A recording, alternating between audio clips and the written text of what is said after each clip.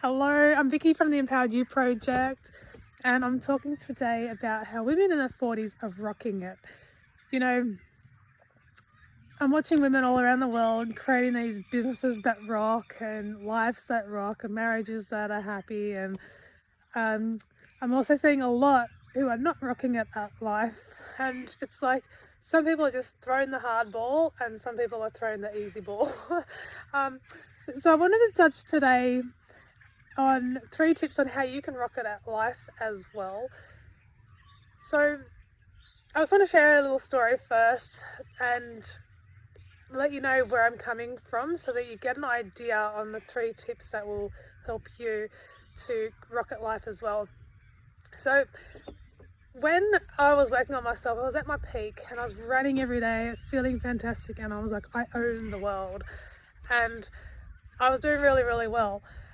And then for some reason, I ended up at the dentist, and the dentist yanked my tooth because it was really, really bad, and I'd let it go too far. And so after that experience, I came out and I absolutely beat myself up for being an unhealthy person.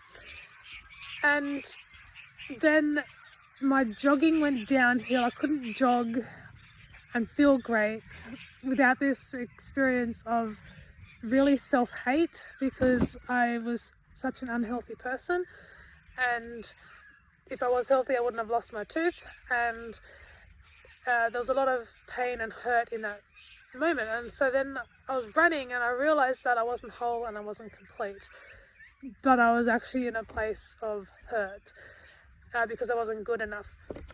And so coming into your 40s, or being in your 40s, is a time for a lot of people of disappointment. And what I mean by that is, you may have heard the expression a midlife crisis. A midlife crisis is, when you realize what has not gone right in your life, and so you get disappointed by it. Some people call it a midlife crisis. Others can call it like a revamping of finding who you are.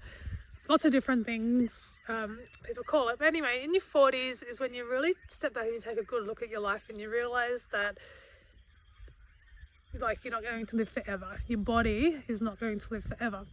And so something has to change. And so when I was running and I was really hurt from my physical appearance, I was like, I need to do something about this. And it took years, and I mean years. So it took at least 5 years of soul searching to find what was going on with myself. And so I want to share with you today 3 tips in case you've ever been in the spot where you're judging your physical appearance, or you're in your 40s and you've realized that you've got to do something about your life because you're just not going to get anywhere if you don't. So 3 tips to revamp your life so you can rock it at life as well. One is that you're a spirit being. So we do have this physical body, which is what in the physical world people see you as. So if someone was to come right now, they'd see me and they see me as a physical person. That's all well and good because we need that on this earth to identify different people. But on the inside of you is a spirit, and we live in this world which is both physical and spiritual. And so tip number 1 is to connect back to the inner you. And I personally do this through nature and through meditation and through doing some stretching exercises. I love stretching my shoulders out. Some people call that yoga. Some people call it just straight out exercise. Or Pilates, whatever you want to do, but some form of getting out in nature and either walking or stretching or running, that's a really quick fix to bring you back to your spirit being. Number 2 is to, once you're out here in nature and you have that stillness that comes upon you and you're like, oh, okay, I'm an awesome human being, then you can go and write it down. So some sparks of ideas will come to you and you'll be like, I'll write it down. And then you get these really cool inspirations. And So if you go back, I'll use an example. We've got the Bible, which was written by a man called Moses like 3,000 years ago. They say it was Moses, not sure if it was, but they will use that for now. So a man called Moses wrote the Bible, and he wrote it down as his form of being the Word of God. And today it's still out there to over 1.8 billion plus people.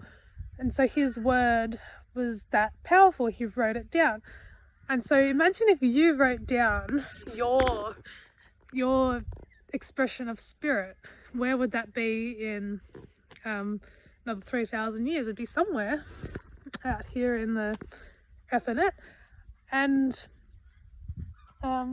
so that's tip number 2. So tip number 1 is get out in nature, feel the spirit. Tip number 2 is to write it down, because and then number 3 is faith in action is the substance. So if you've written it down and you know your spirit, take a little bit of boldness towards the life that you want to create.